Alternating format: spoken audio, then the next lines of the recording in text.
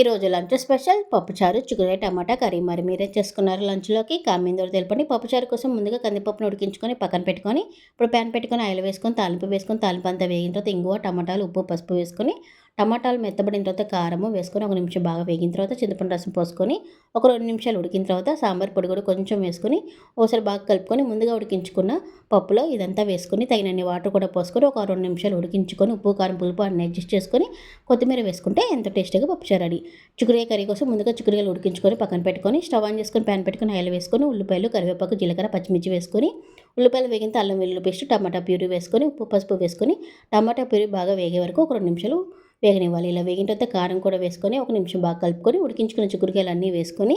ఒక నిమిషం మగ్గించుకొని కొంచెం వాటర్ పోసుకొని ఒక 2 నిమిషాలు ఉడికిన తర్వాత చివరిలో ధనియాల పొడి కొత్తిమీర వేసుకొని ఒక 2 నిమిషాలు ఆగిన తర్వాత స్టాప్ చేసుకుంటే ఎంతో టేస్టీగా చిక్కుడుకాయ టమాటా రెడీ. ఇలా వీడియోకి సర్వ్ చేసుకొని ఈ వీడియో నచ్చితే లైక్ చేయండి, షేర్ చేసి సబ్స్క్రైబ్